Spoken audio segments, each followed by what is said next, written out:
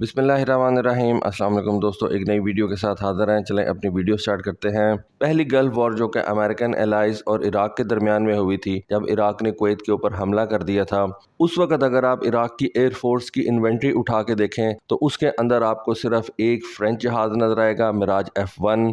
काफ़ी ज़्यादा बड़े नंबर के अंदर इराक़ ने परचेज़ किया हुआ था। तकरीबन 80-90 की तादाद में ये मिराज F1 जहाज़ जो थे वो इराक़ की एयर फोर्स में एक्टिव थे, ऑपरेशनल थे। बाकी उस वक़्त सारी की सारी इराक़ी एयर फोर्स जो थी वो रशियन जहाज़ इस्तेमाल करती थी।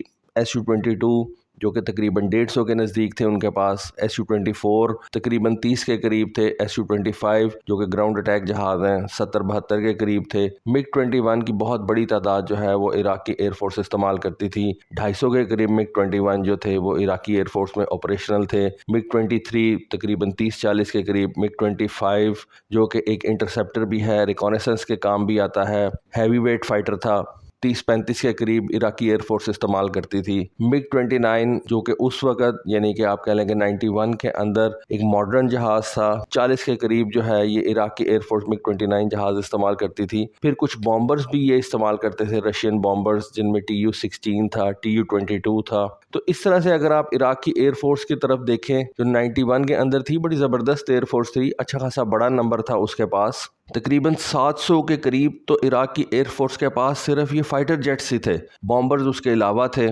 तो इराक़ की एयर फोर्स इतनी बड़ी तादाद के अंदर फाइटर जेट्स जो है वो ऑपरेट करती थी। लेकिन फिर अमेरिका वहाँ पे आ गया, तबाही मच गई, और अमेरिका ने इराक़ की ईंट से ईंट बजाने के बाद, उसकी एयर फोर्स को बिल्कुल ख़त्म कर देने के बाद इराक़ को अपने जहाज़ देना शुरू कर दिए। देखिए, इतना तो हक बनता था अमेरिका का कि उसने इतना ज़्यादा पैसा खर्च किया। खैर, पैसा भी उसने सऊदियों का खर्च किया, कौन सा उसने अपना पैसा लगाया था इस जंग के अंदर। लेकिन फिर भी उसने इराक़ की पहले एयर फोर्स ख़त्म की जिसके अंदर ये सारे रशियन जहाज़ मौजूद थे। फिर उसके बाद उसने इराक़ को अपने F-16 जहाज़ बेचे। कितने F-16 बेचे? अमेरिका ने इराक़ को अपने 34 F-16 जहाज़ जो हैं वो सेल किए, जिनमें से 26 जो थे वो सिंगल सीट वाले थे और 8 जो थे वो डुअल सीट ट्रेनर्स थे। वो खैर कॉम्बैट में भी इस्तेमाल होते हैं, ट्रेनिंग पर्पसेस के लिए भी इस्तेमाल होते हैं। तो 34 F-16 जो है वो इराक़ को सेल किए गए। फिर अमेरिका ने इराक़ को किस तरह से लूटा? इराक़ के पास इन जहाज़ों को मेंटेन करने के लिए को इतने ज़्यादा इंजीनियर्स मौजूद नहीं थे। अमेरिका ने कहा आपको कोई ज़रूरत नहीं है, हम आपको इंजीनियर्स देंगे। लॉकहीड मार्टिन के पर्सनल जो हैं वो इराक़ के अंदर रहेंगे, आपसे तनख्वाहें भी लेंगे, पर्क्स भी लेंगे, और वहाँ पर ये आपके इन F-16 जहाज़ों को ऑपरेशनल भी रखेंगे। इराक़ का क्या जाना था, सारे का सारा तेल जो है वो उस वक़्त अमेरिका के कब्ज़े में था। तो गल्फ़ वॉर के बाद अमेरिका ने रशियन जहाज़ों का इराक़ से सफाया किया और एक एयरफोर्स जो कि 700 के करीब फाइटर जेट इस्तेमाल करती थी, उसको सिर्फ 34 F-16 पकड़ा दिए और बोला इनको आप लें, खेलें और इनसे अपनी आंखें ठंडी करें।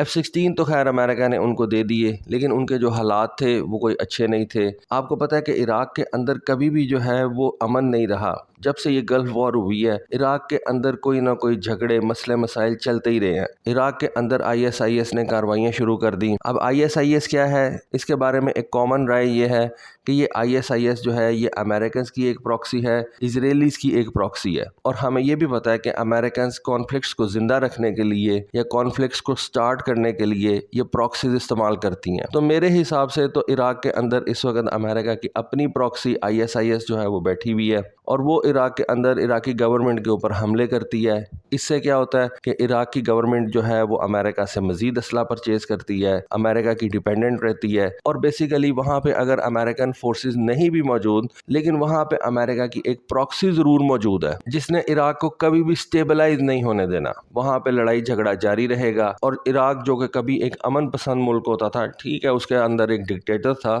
लेकिन उस डिक्टेटर के अलावा वहाँ पे लोग जो थे वो अमन से रहते थे। आज इराक़ के अंदर अमन नहीं आ सकता क्योंकि अमेरिकन फोर्सेस तो चली गई, लेकिन वो अपना एक तोहफा पीछे छोड़ गई ISIS की शक्ल में। अब इराक़ की गवर्नमेंट जो है वो उस ISIS से लड़ रही है और वो सारी ज़िंदगी लड़ती रहेगी और वहाँ पे कभी अमन नहीं आएगा। अच्छा, अब हुआ कुछ यूँ है कि इराक़ की एयर फोर्स जो थी वो इस ISIS के ऊपर अपने Mi-28 हैवक हेलीकॉप्टर्स اور Mi-35 ہائنڈ اٹیک ہیلی کاپٹرز کے ذریعے سے حملے کرتی تھی۔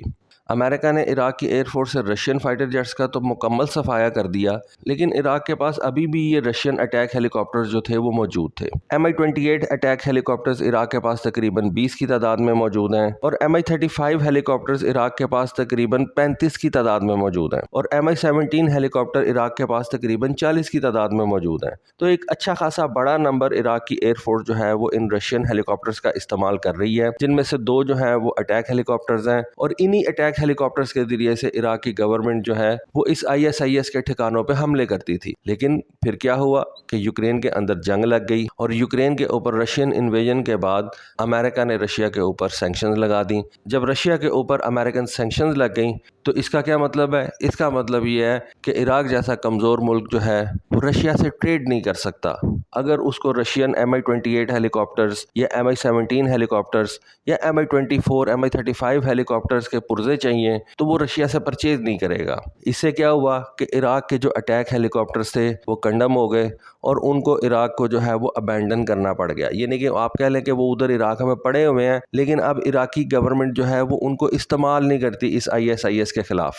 پھر عراق کی گورنمنٹ کے پاس ان ISIS کے ٹھکانوں کے اوپر حملے کے لیے کون سا ہتھیار بچتا ہے؟ تو وہ عراق کے پاس اب F-16 بچ جاتا ہے، اور جو 30-35 F-16 فائٹر جیٹس دیے تھے عراق کو امریکہ نے، اب ان کی ڈیمانڈ عراق کے اندر جو ہے وہ بڑھ گئی ہے، اور اس کی ریزن یہ ہے کہ امریکہ نے رشیا کے اوپر پابندیاں لگا دی ہیں۔ وہ بیسیکلی پابندیاں رشیا کے اوپر تو نہیں لگیں، وہ بیسیکلی پابندیاں جو ہیں کمزور ممالک کے اوپر لگی ہیں کہ آپ نے رشیا کے ساتھ ٹریڈ نہیں کرنی۔ رشیا تو اپنا مال ساری دنیا میں بیچ رہا ہے، انڈیا کو بھی اپنا تیل بیچ رہا ہے، وہ تیل انڈیا جو ہے ریفائن کر کے بعد میں یورپ میں سیل کر دیتا ہے، تو رشیا کو تو کوئی اتنی زیادہ پرابلم نہیں پیش آئی۔ پرابلم تو پیش آئی ان کمزور ممالک کو، عراق جیسے کمزور ممالک کو، جن کو امریکہ نے اجازت ہی نہیں دی کہ وہ رشیا کے ساتھ ٹریڈ کر سکیں، اپنے ہیلی کاپٹر جو ہیں ان کو آپریشنل رکھ سکیں۔ اب امریکنز جو ہیں ان کی پھر چاندی ہو گئی ہے۔ امریکن F-16 جو کہ ایک وقت میں آپ کہہ لیں کہ بالکل ہی جو ہے وہ کھڑے کر دیے گئے تھے، اس کی ریزن یہ کہ لاک ہیڈ مارٹن کے جو کانٹریکٹرز تھے جو عراق میں ان F-16 کے اوپر کام کرتے تھے، انہوں نے عراق کو چھوڑ دیا تھا۔ عراق میں حالات ہی ایسے نہیں تھے کہ وہاں پہ یہ پرائیویٹ سویلینز جو تھے وہ رہ سکتے، لیکن اب پھر امریکہ نے ان کو دوبارہ جو ہے وہ عراق بھیجا ہے، اور ڈیفینیٹلی جتنے حالات خراب ہوں گے اتنی زیادہ مہنگی ان سویلینز کی انشورنس پالیسیز ہوں گی۔ کوئی امریکن انشورنس کمپنی جو ہے وہ اس سے اچھا خاصا مال بنائے گی۔ تو امریکہ کے پاس مال بنانے کے بڑے طریقے ہیں، ایک جنگ امریکہ لگاتا ہے پھر اس کے بعد دبا کے مال کماتا ہے۔ اب وہ لاک ہیڈ مارٹن کے جو پرسنلز ہیں وہ دوبارہ عراق گئے ہوئے ہیں، انہوں نے ان F-16 کو دوبارہ جو ہے وہ آپریشنل کر دیا ہے، اور ایک اچھا خاصا مال جو ہے وہ عراق کی گورنمنٹ سے وصول کرتے ہوں گے۔ اچھا، عراق کے پاس یہ چائنیز CH-4 آرمڈ UAVs بھی موجود ہیں۔ عراق کے پاس اس وقت یہ L-159 لائٹ فائٹر جیٹس جو ہیں وہ بھی موجود ہیں۔ ان کے ذریعے سے بھی عراق ISIS کے ٹھکانوں کے اوپر حملے کر سکتا ہے، لیکن کہتے یہ ہیں کہ 1 جنوری 2023 سے لے کے 31 مارچ تک عراق کی ایئر فورس نے ان میں سے کوئی جہاز جو ہے وہ استعمال نہیں کیا، نہ یہ چائنیز CH-4 UAV استعمال کیا ہے، نہ یہ چیک ریپبلک کا L-159 لائٹ فائٹر جیٹ استعمال کیا ہے۔ عراق نے صرف اپنے یہ F-16 جہاز جو ہیں وہ استعمال کیے ہیں۔ اب اس کی کیا ریزن ہے یہ تو نہیں بتا سکتے، لیکن بیسک مسئلہ کیا ہونا ہے کہ عراق کو امریکہ کی طرف سے اجازت ہی نہیں ہونی یہ چیزیں استعمال کرنے کی۔